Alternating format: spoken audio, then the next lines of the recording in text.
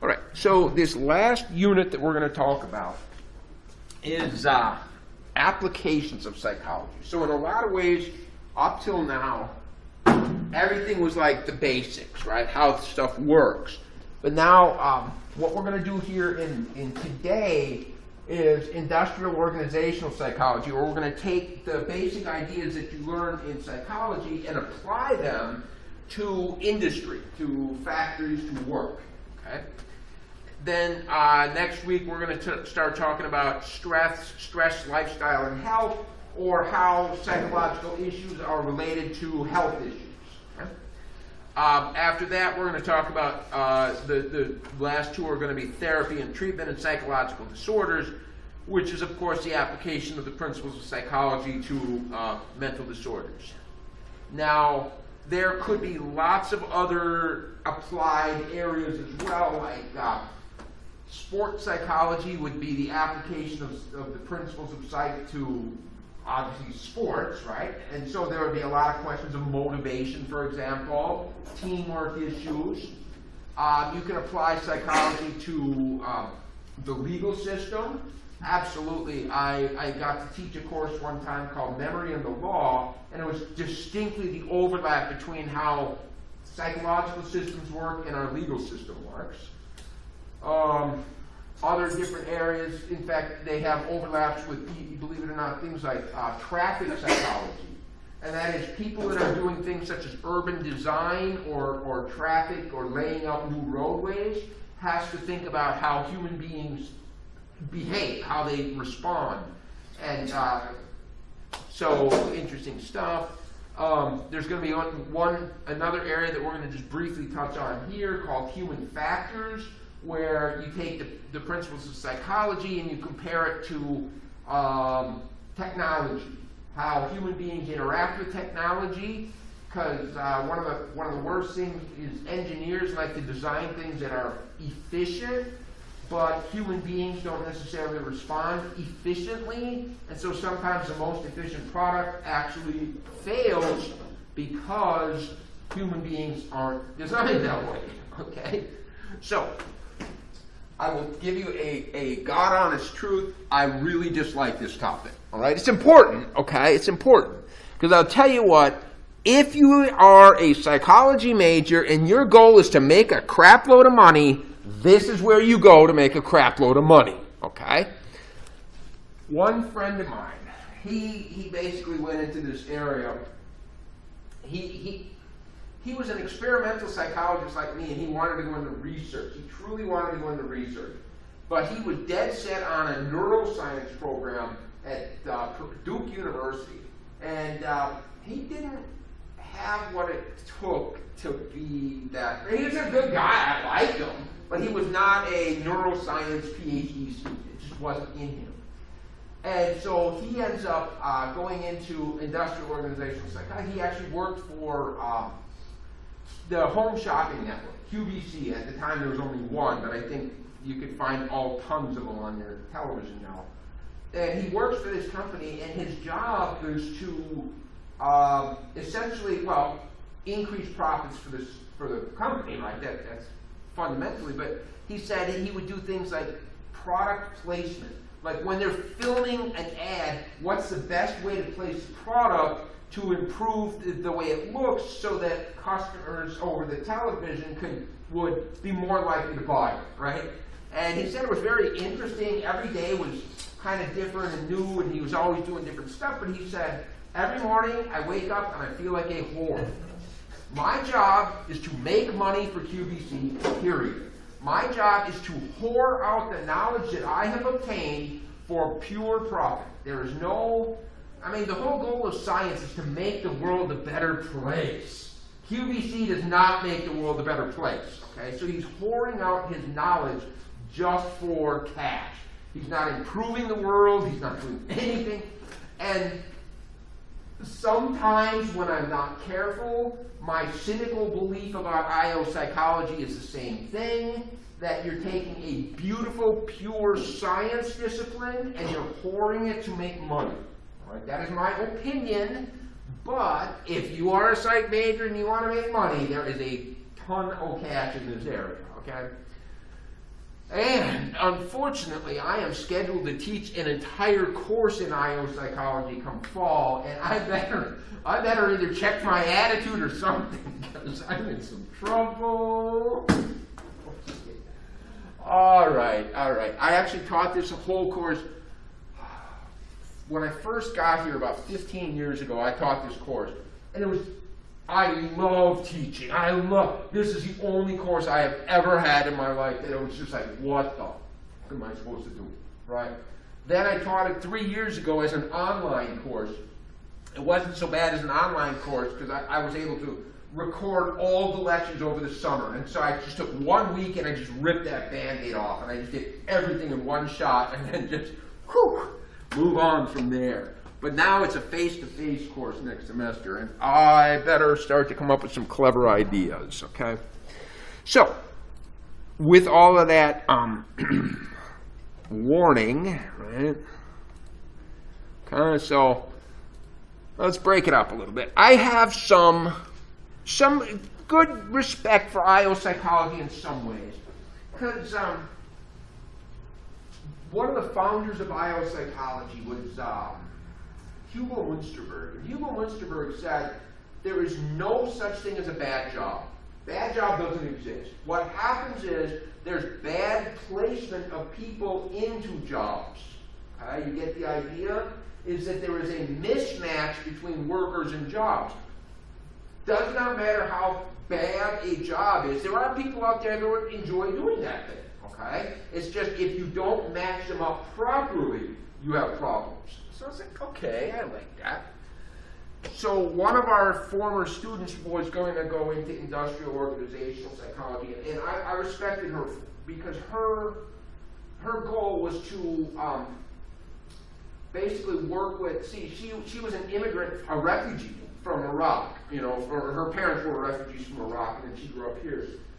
But there was, at that point, a lot of refugees coming in from Syria into the United States. And the basic attitude towards the refugees coming into America, and we're going to have more from Ukraine, it feels pretty positive to me. And the basic attitude that the American people have towards refugees is pretty bad. It's just, they're viewed as a very large burden on us. It is a burden. You are just sucking our tax dollars from us. And so the general plan, especially under the Trump administration, but it's not just under Trump, is get those refugees off the public dollar as fast as possible. You, honest to God, have situations with the Iraqi and the Syrian refugees. The dude has a medical degree and he's a janitor. You know why? Because get him off the public dollar, period. How fast can we get this person so that we no longer have to pay them anymore, okay? The dude has a medical degree and he's sweeping floors. Okay, there's some problem with that. So this student of mine was going to work with a nonprofit doing IO work here to basically to convince public authorities that it is an investment. This medical doctor, if we simply invest in this person for 2 years, because they just need to figure out the English version of all of the different anatomy. They got to figure out, how to get licensed in the United States. You give them 2 years, and you know what this person will do to our society? How much more they'll give back than as a janitor? And I mean, even if you simply want to take it from a very rational dollars and cents, 2 years worth of investing in this person, and you know how much more tax dollars they will pay across their lifetime? It's an immense amount, okay? So if you want to talk about the right thing to do, or you want to talk about best economic decision, both of them say invest in these people. So I respected that one too. So I am open-minded, okay? I am. So, IO psychology, though there is a distinction between the I and the O, industrial and organizational, and we'll talk about it. For all practical purposes, they are so tightly intertwined with each other, I would find it very hard to really talk about industrial without also incorporating organizational. It's like we said, industrial focuses on hiring people, keeping people, training people, things like that. Whereas organization might be interested in like in relationships among employees, the culture of the organization, but they're pretty tied up. Okay. So IO psychology is interested, applying the principles of psychology to attitudes and behaviors of employees and employers. Yeah. Interpersonal relations at work, absolutely. Structure, motivation, leadership, training. I don't even have training on there. Matching people with jobs. One of the biggest parts of IO psychology is to make sure that an employee never feels not fair. If an employee ever comes to a scenario where they say, you know what, this is not fair. The amount of work that I have put in and the amount of what I've received, not fair. That's one of the fundamental things of an IO psychologist, because as soon as an employee thinks it's not fair, do you know what employees do? They make it fair. Yeah, they start stealing staplers, right? Because I don't get enough money. They start showing up late. They start being absent a lot. They start, they don't work as hard. They're not committed. They're not loyal. So not fair sounds pretty straightforward and simple, but if you can't strike a balance in some way or another, you're in for failure. Okay? So some of the biggest areas, selection, making sure that the right people are selected for the job. That's very key right there. Training, yeah, we recognize that most people will have to have training of the job. Organizational development, this we'll talk in some more detail. Performance appraisal, oh my God, talk about the no fair one. I remember one time when I was still up in Missouri teaching. I was up there before I came here.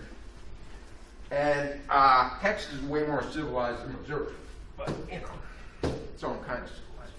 And so what happened was there was this uproar with faculty and how they were going to determine who should get raises. Okay, how to decide. Part of the problem was how can you compare an art professor and a biology professor? They're incomparable in so many ways, right? And so what they did was they established a system, and it was the industrial organizational psychologists that really, really dug in and did this. And what they established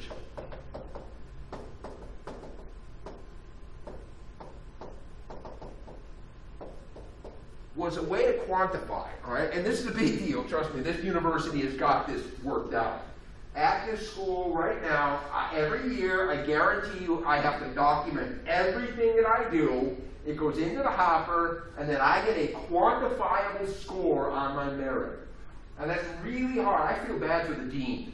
I swear, the dean of the college, basically the entire spring semester, he does nothing but quantified merit of every faculty member in the college. It's just what he has to do, okay? But then at my other school, what they did was they also looked at the current income that each faculty had compared to other people at other institutions. So you could be in the, if you were in the top 25%, top, middle, and then bottom. So in other words, these people were getting paid just about the average. These were already getting a pretty good paycheck, and these were kind of at the bottom. And then they kind of made a little design like this, and they said, look, what you got here is clearly these people deserve a raise because they're not making very much money. So clearly this is a person that's going to get a huge raise. Got it? This person, nothing. Okay? And so then go out from there. Right? You kind of get the idea.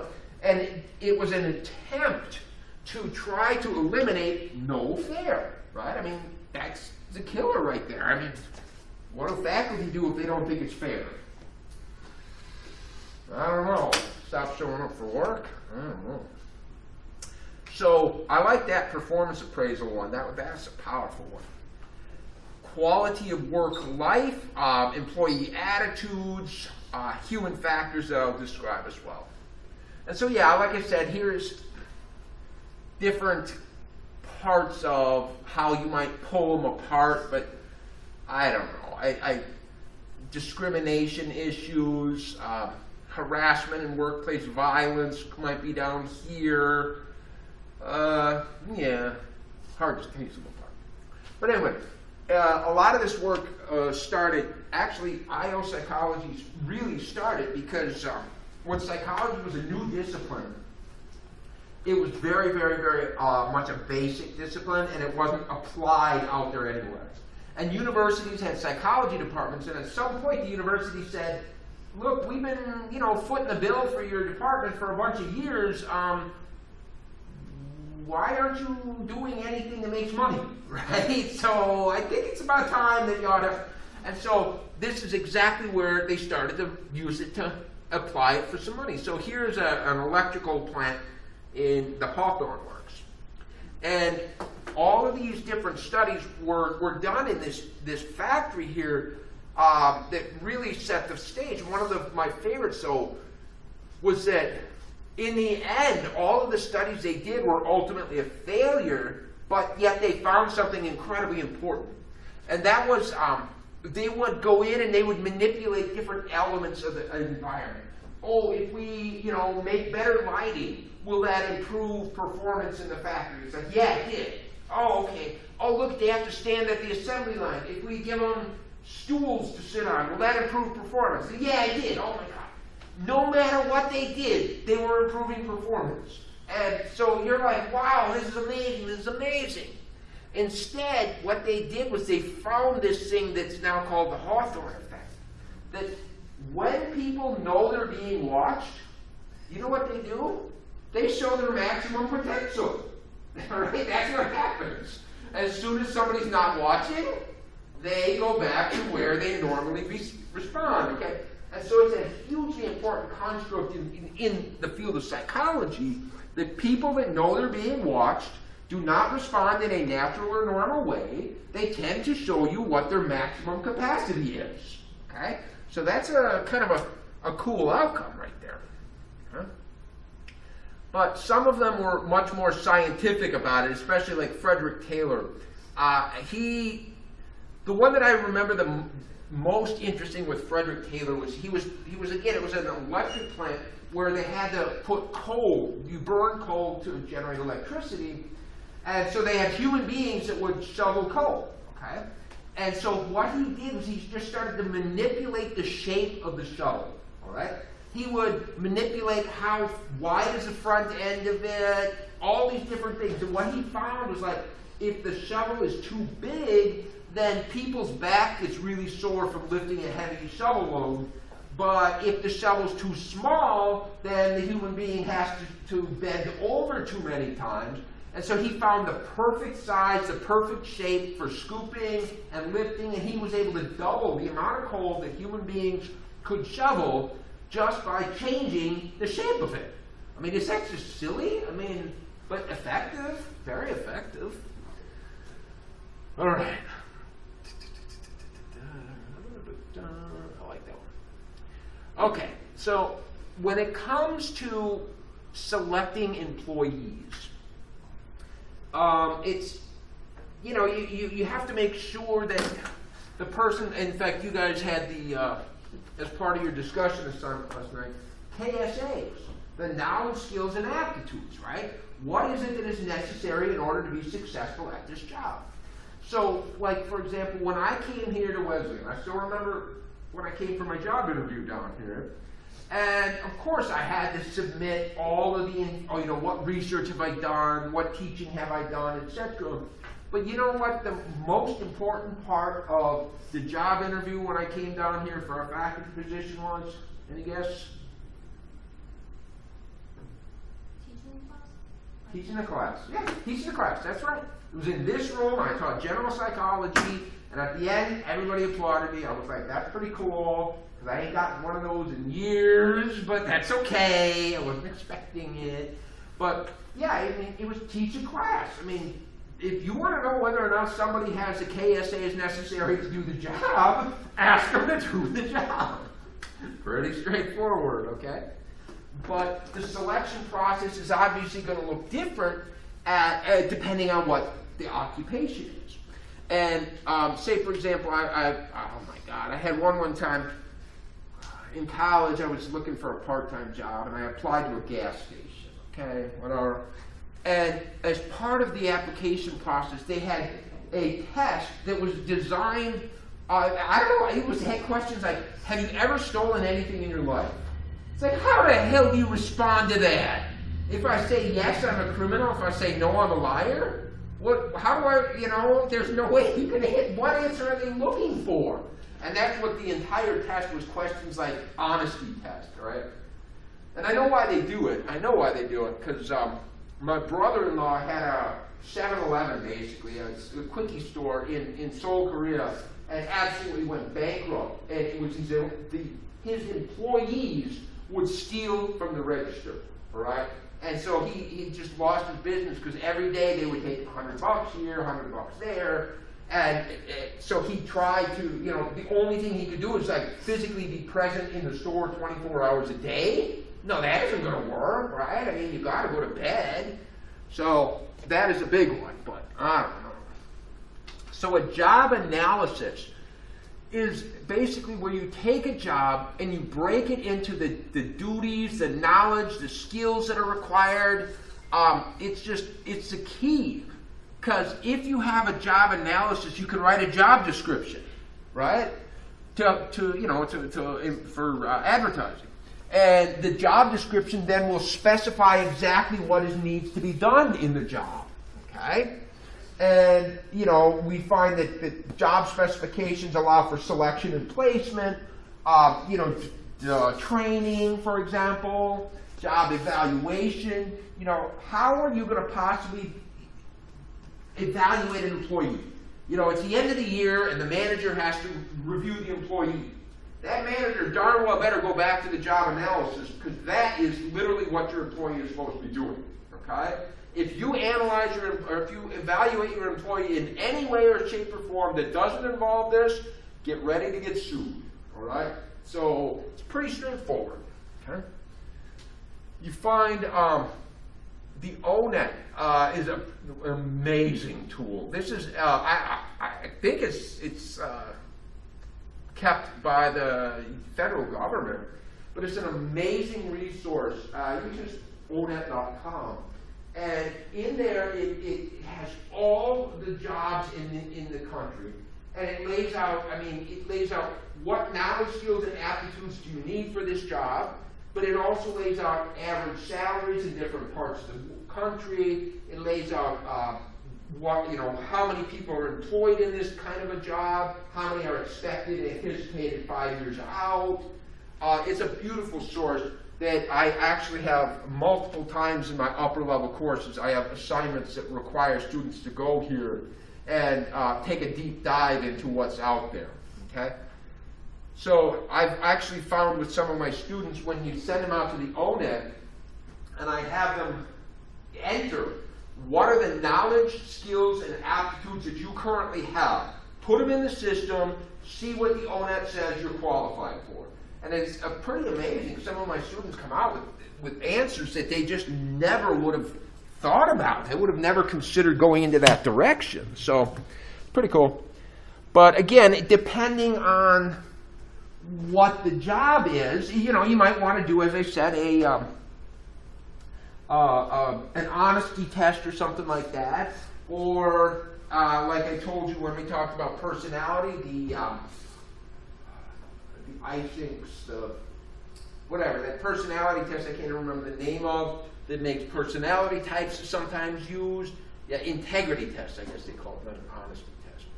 But yeah, it might be physical fitness tests if the job is like, for an Amazon delivery driver or something like that, right? Maybe driving record, I think that might be important. One of the ones I remember, I don't think, here, for example, if you maybe had a job that was on an assembly line and it would involve manipulating small parts, they might use the pegboard test. And in this thing, literally, it's like, okay, in the next 5 minutes, you just take these pegs, put them in these holes. When it's filled, you take them back out again. And you just count the number of times that they complete the board in a 5-minute period, all right? And so it's a measure of physical dexterity, right? Something of this nature. So again, it would depend on what the job is. And so almost all jobs won't, job selection will not involve a single device or thing, but a whole battery. A battery is a word for a collection of tests, okay? And so, as I say, the selection battery here at Wesleyan involved my resume, it involved the interview, it involved the class demonstration or sample teaching. So a variety of things go into a battery. Okay? And so here is just kind of an example. Okay, so here they're gonna some funky words. Criterion performance, just like how good do you do at a job, all right? And they want to predict how good somebody will be at a job. And it turns out if you interview them, then that helps to understand about 10% about how good they are at the job. If you do a work sample, like a class, right? I present the class. That allows you to understand about 36% of how good people are at doing a job. Or the assessments, I don't even know what that is. It's about 25%. But there's this overlap, and together, these 3 different mechanisms create a selection battery that predict about 55% of how well. So there's still some up in the air stuff happening, okay? And so the goal in IO psychology is to create a selection battery that maximizes this number down here, right? This maximum number here, because you want to know which of these potential employees is going to be successful. And you wish you could get 100% here, right? 1.0 would be awesome.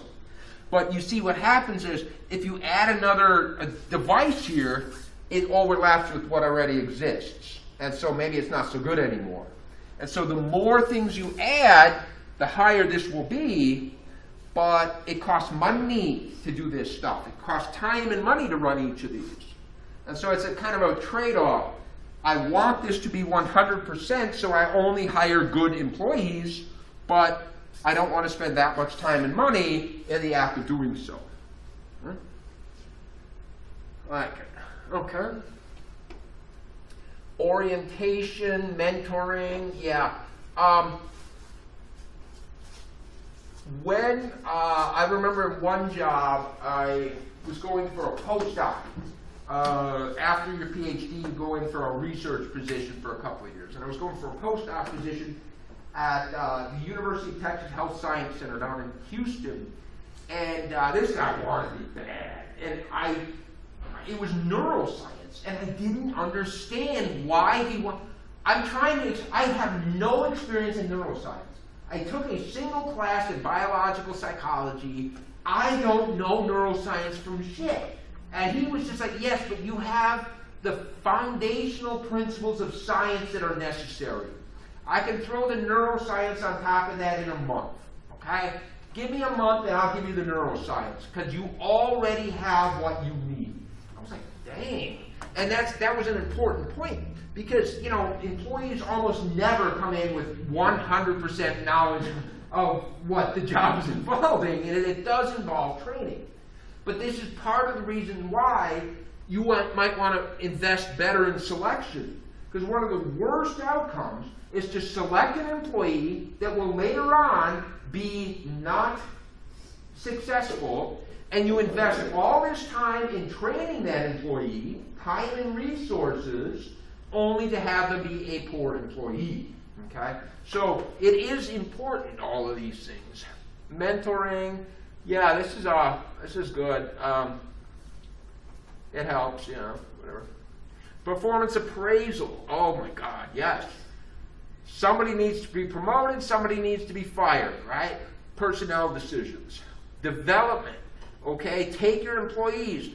Identify strengths and weaknesses, okay? So if an employee has a particular strength, maybe that employee is going to be the teacher that is used for training to train other employees about how to do that particular task.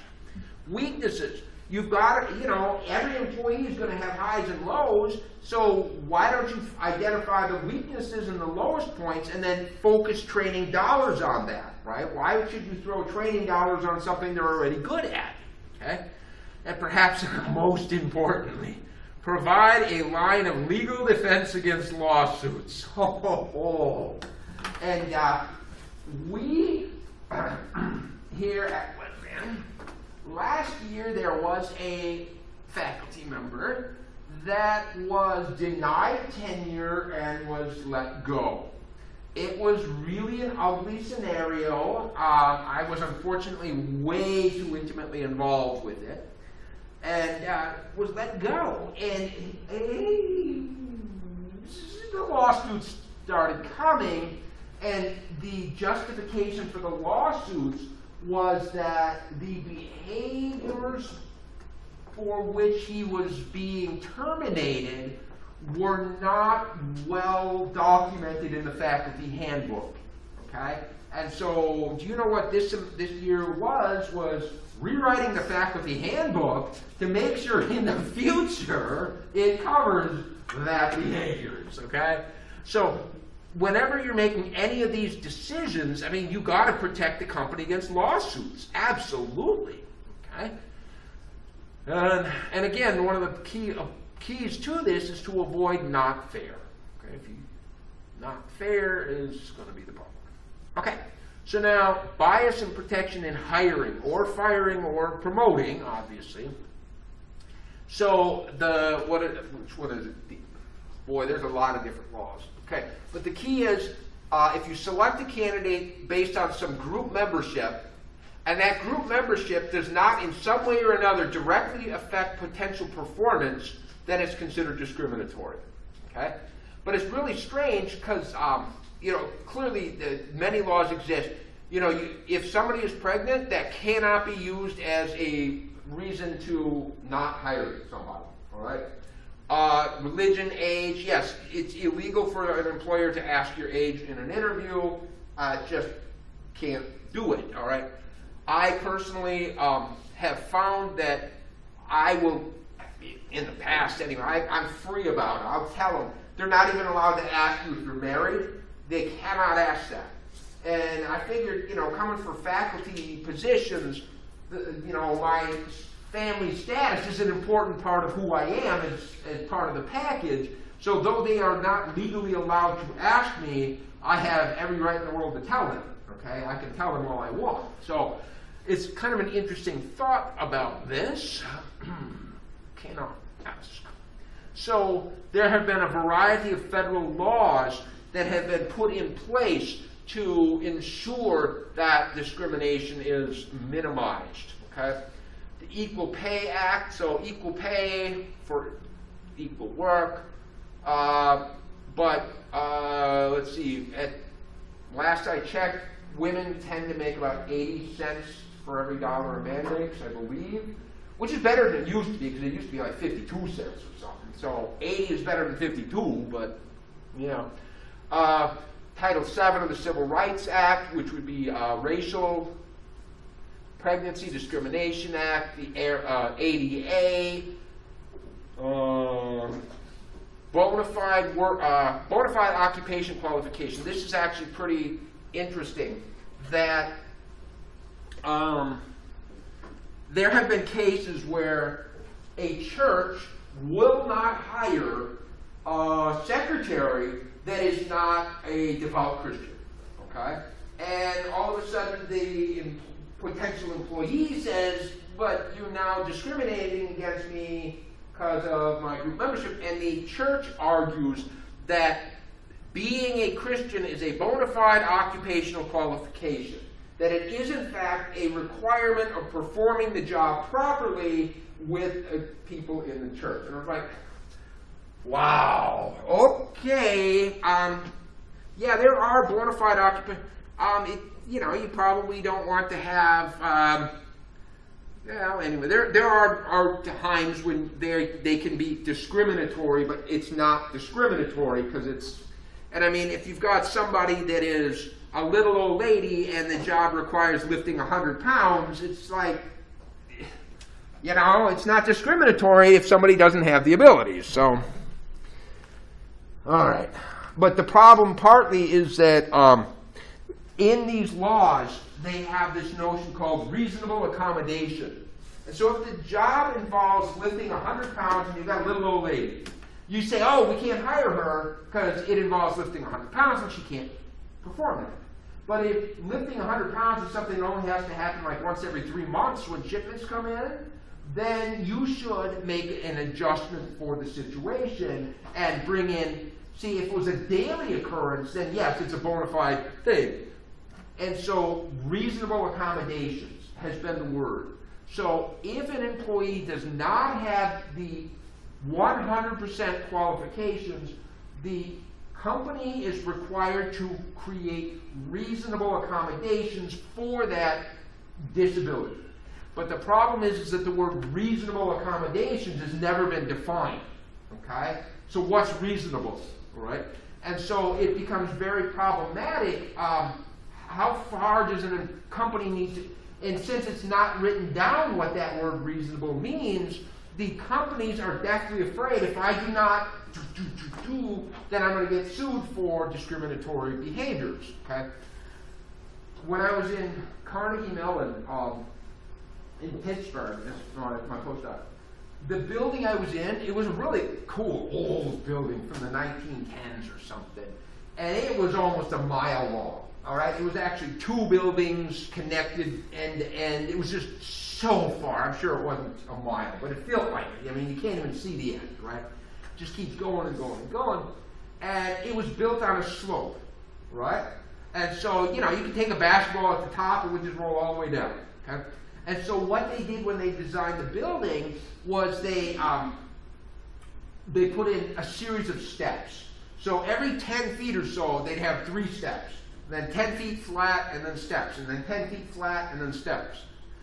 When the ADA came in, they said, well, people with wheelchairs need to be able to navigate the hall. And yeah, they, honest to God, they put in elevator lifts, a little lift to go in to get the wheelchair out. And I'm literally looking at it. If a person in a wheelchair needed to get from that end of the building to that end of the building, it would take 5 hours. Because each time you'd have to stop on the lift, and you'd have to, right? And they even had the seat buckles and everything to make sure you don't roll off the lift. So can you imagine how long it would take just to get it? Just what's a reasonable accommodation? All right, I got it, but. Or then when I was up in Missouri, again, we had ADA issues, and so they had to make the bathroom wheelchair accessible, okay? Now, there was a single male restroom for the entire, 4-story building with all of this, and they had to knock out everything, so now there is a single one stall because they had to make a huge, wide wheelchair accessible. Now this entire building with over 1,000 people in it has 1 stall in the restroom. That's it. That was it for the entire building because they had to knock out 2 or 3 of the existing ones to put this one in. It was just, I understand. It's a little crazy. So another thing that's interesting here in organizational psychology is you might have to merge companies. Okay? If you get 2 companies, company A has a sales department and company A has an accounting department, but company B also has a sales and an accounting department.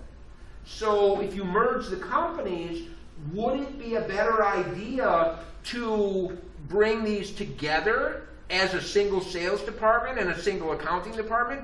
Or is it possible maybe you might need to keep the sales department separate because maybe these are selling relatively different products, but maybe accounting might come together because money is money, right? And right now here at Wesleyan we're doing this problem too. This is another one. When I got here to Wesleyan, there was a college of arts and sciences or something like that. And it's huge. It incorporated humanities, it incorporated English, it incorporated religion, music, theater, biology, chemistry, psychology, criminal science, history, everything, okay? And it was so obvious it was too large, okay, that you now have one person on the top, a dean, and that dean could not possibly deal with that. It just was too impossible. And so maybe 12 years ago, they split the college into two chunks. You had the College of Arts and the College of Science. Okay? And that was much more manageable, especially because not only is it the physical quantity of people involved, but it's how broad the different areas are. Okay? Because the dean is a chemistry professor. What does the dean know about music? All right? I mean, I'm sure he's got his favorite rock band, but what does he really know about what music faculty need to do their job properly? He doesn't. Okay? And so some idiot now 3 years ago decided that we were being redundant, that we had too many positions. Of course, there would be two deans, but then there was two secretaries, and then there was two this and two that. And so somebody thought, as part of a cost-saving move, to bring the college back together. And we're back to a giant, huge arts and sciences college that covers everything. So then some geniuses, in my opinion, did not do a good job here, because now we're going to merge these things. And so again, as a further cost-saving move, they wanted to merge certain departments together, all right? Instead of having separate departments with each one having a department chair, each department chair gets separate stipends. So what are we going to do? So they started to merge some programs together. And some of them made sense, like criminal justice and sociology goes together. Okay, I got that. But then they put together religion and English. It was like, I swear, and I remember asking one of the religion professors, and she said the only justification she was ever given is they both write. I'm like, well, of course they write. I don't understand. Because in college, everyone writes. I know, but I am so glad in this debacle that psychology remained its entire. We are both a program and a department. We're just thrilled that we are not. Part of it is geographically we are isolated. Every other program in the colleges, in the church, in the science buildings, they're across Wesleyan Street. We're the only one on this side of Wesleyan Street. And we are, in fact, the largest undergraduate major on campus. So I figure that's probably good enough, right? Because we got like 120 majors, and some of them other departments have like 15 or 8. When it comes to this question, you know who they ought to be looking at? Not the department with 120 majors, the department with 8 majors, okay? That's just saying. I wouldn't be surprised if you find that Wesleyan no longer has certain departments in a couple of years, okay? Some departments are relatively expensive. Okay. So, here is a very cool idea. One of the things that an IO psychologist is strongly interested in is job satisfaction, okay? Now, job satisfaction in and of itself, it's intangible. What's really important is that job satisfaction can come from a variety of things, okay? For example, job characteristics. That is, how much stress is there? What kind of feedback do you get? Are you given some flexibility? How important is the thing you're doing? I mean, all of these different characteristics might feed into job satisfaction and might lead in differently for different people.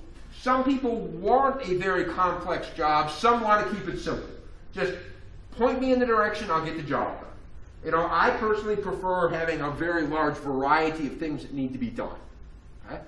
But clearly, other personal issues. But here, social factors, relationships with supervisors and coworkers, issues of justice within the organization, opportunities for promotion or work-family balance issues. Okay?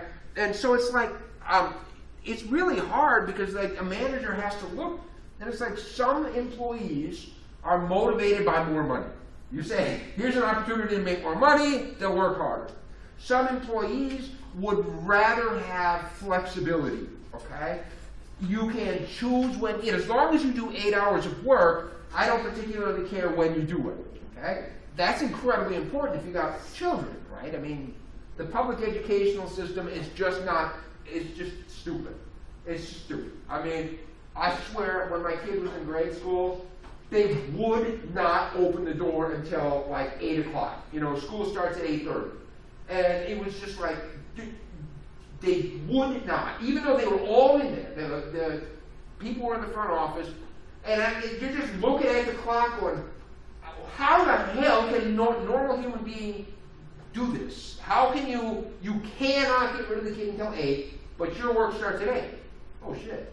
Even when your work starts at 9, 8 o'clock is rush hour, and you're like, I don't know how I'm going to make it. And so every day it was just a mad, crazy-ass rush to try to get here and just desperately try to turn my computer on before it was time for class. It's just not designed well. I'm sorry. And who ever thought about half days? Those piss me off more than anything. I mean, who has the ability to just stop in the middle of the day, turn off your life, and pick up a child? Oh, sorry.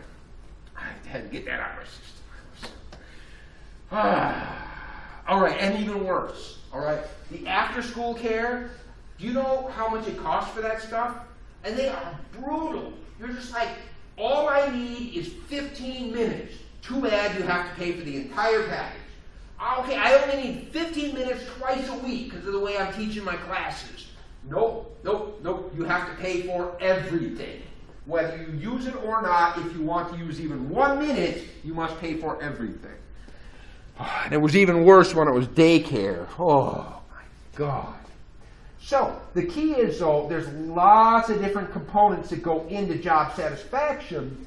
And then job satisfaction predicts things such as performance. Obviously, how well are you going to perform, right? I mean, how good are you? But job satisfaction also predicts withdrawal behaviors. How absent, how late, do you quit? When employees quit, that's expensive. You got to spend money to bring in a new, to train them, to interview them. And then job satisfaction predicts theft, sabotage, and aggression. So clearly, you want to make this high. But it's not a simple deal because there's so many different things that can build into it, and every individual is different, right? Like I said, I like a lot of different options and flexibility. Who knows what I'll be doing on any given day? So it's pretty powerful. I guess this is, in the IO psychology, this is something I really like, I really feel comfortable with. But remember, I have to teach an entire semester. I don't know how long I can drag this one out, okay? As much as I like it. Oh, yeah, autonomy, work content, communication, financials. Yeah, okay. Okay. Yeah, in fact, I remember one IO psychology one, which is pretty interesting. They wanted to reduce tardiness in a position. And so for one group, one group of people, they were like, okay, you get $1 every day that you're not tardy. So let's say there's 24 work days in a month, we give you $24. Okay? The second group was given $24 and then said, any day that you're tardy, we're going to take away $1.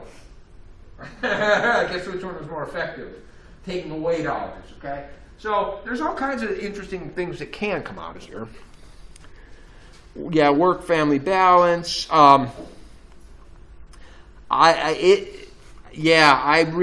Employers need to understand that outside of work commitments are huge. I mean, do I need to really rant about that half day again? It just makes no sense that employees can't function this way, all right? Obviously, telecommuting is becoming more and more common. I mean, in ways, obviously, COVID has sped this up. Telecommuting has been popularized for a long time, but it really, really, really exploded. Okay. Management. I like this one, sort of. Management is, there's basically two styles. That is theory X and theory Y, they call them. So some managers walk into a situation and look at their employees, and they think in this way. As a rule, people do not like working and will try to avoid working. Okay? People don't want responsibility. They're happy if you just tell them what to do. And, goals are achieved through rules and punishment, right? This is what a Theory X manager believes. And you'd have to imagine that this would make kind of an uncomfortable work environment, wouldn't it? If this is what your boss kind of thought. The other style of management, people, they enjoy working because, our life has to have purpose, right? I don't get me wrong, I love my summer break, but somewhere around July, I'm like, I really feel like I need to be doing something, right? I can't just sit by the pool every day. I just feel like something has to be done. Theory Y is more like people are satisfied when they're given responsibility. People want to take part in setting their own goals, and goals can be achieved through enticements and rewards rather than rules and punishments. Okay, so there obviously there's going to be overlap in these, but to me there are some employees that this would be an effective management style, absolutely. And BTW, I've come to realize that there are some students that really respond well to this management style, and there's some that respond well to this style. Basically, freshmen, seniors, kind of one distinction. Okay? So, yeah, no. There's been a lot of work, though I'm not hugely familiar with it, in leadership styles. Absolutely, it's a big part of, but I'm not a big fan of it. Work teams, yeah, groups within an organization, yeah, it's always a problem. Do work teams? Yeah, not so much. Sexual harassment, yeah, this is obviously an issue. There is a variety of types of sexual harassment. The quid pro quo is the one that is the most famous. That is, quid pro quo is Latin for this for that. So if you give me this, then I will give you that. Okay, that's one form of the sexual harassment. You can threaten to withhold a reward if refused. But here, the hostile environment sexual harassment is a little bit different. This is, if in the environment, some of the male employees are hanging up Playboy centerfolds on the wall or things of this nature. This is great. You would not believe what the 1970s used to look like. It was pretty common in all of these work environments that they would have bikini-clad girls with the... Nowadays, you don't find that so much anymore because that's what it's called. Okay? Workplace violence, yeah. Clearly, you can have workplace shootings, obviously, but other things, threats of verbal abuse, things of this nature, yeah. Really? Yeah. Okay. All right. The one that I really enjoy is this notion of human factors. This is this idea that we need to. You can maximize productivity by thinking about the way human beings interact with technology. And so you see, this is the quote perfect position for a person sitting at a computer. This is going to minimize back injuries, wrist injuries, okay? This is going to minimize eye strain, and you see that footrest for shorter people, all right? Maybe a shorter desk for shorter people. Whatever, okay? Blah, blah, blah, blah. Ergonomics in Europe, and so the way things are designed. I don't have that picture. Yeah. One of my favorites actually was this guy I knew. He's an engineer that works for Bell Helicopters, and he designs helicopters, right? And so I kind of had these conversations. So how do you build a helicopter? And we're breaking it down, and he's trying to go, but eventually, if you push him far enough, he's going to tell you, the first thing you do when you build a helicopter is you think about the human being that's going to sit in the cockpit. All right? If you don't think about the human being that's going to sit in the cockpit as your first priority, you've already failed. All right? He said when you design helicopters, and I mean, it's beyond me because it's aerospace crap. But he's like, when the nose of the helicopter points down, the natural human response is to pull back. Okay? Therefore, you must design the helicopter to match the natural human reaction. You cannot put in controls that do not match the reflexes of the human, or you're done. Okay? They're some of the ones that are interesting is in hospitals recently. They've gotten a lot more awareness of what they call alarm fatigue. And what happens is in the hospitals, there's alarms going off all the time. Okay, but the nurses tend to ignore them because there's just so many, and most of them don't really mean anything. I mean, I was in the hospital. I was in there for like 2 weeks a couple of years ago. And one of the alarms that kept going off in the room was the pulse oximeter, a little thing they put on your finger to measure blood oxygen, okay? But what would happen is you'd roll around and it would come off, all right? And it was no big deal. I mean, so it's not monitoring my blood ox anymore. That doesn't mean I'm dead, right? It's just not attached to my finger. And it just was constantly going off. And so, of course, they don't listen to check those things out, right? I mean, because there's just so many. So a lot of hospitals have actually eliminated a whole lot of those alarms so that when there is an alarm, it means that you actually have to do something, okay? And so that is really what this kind of thing is about, this human factors.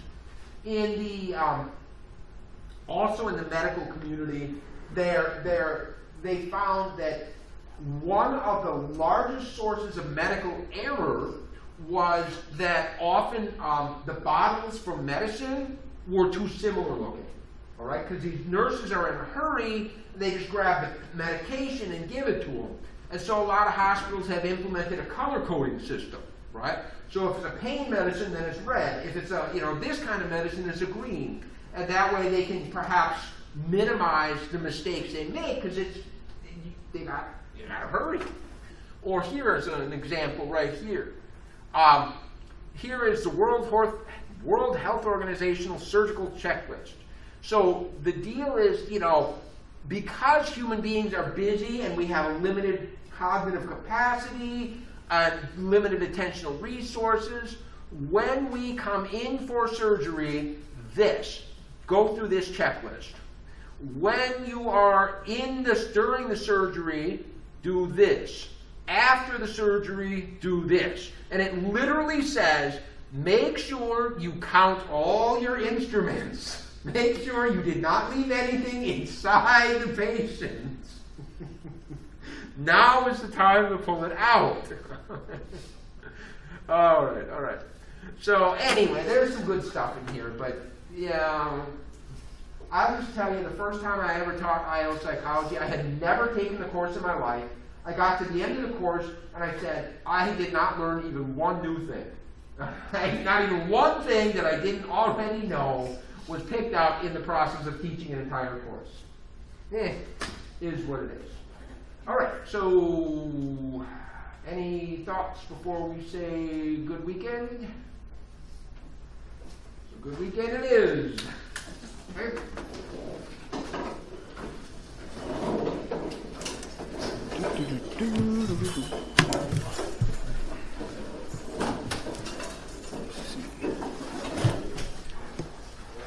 Shayla, there's Shayla, yeah. Dorian, Alexandria, Namaya, yeah, I got you, Dorian. Make sure you look at my email I sent you yesterday. You sent me email yesterday? Yes, I did. Namaya, yes, Krushi. Let's see, all I'm missing here is Jackie, Namaya, and Ryan Jones. So, other than that, I got y'all. All right.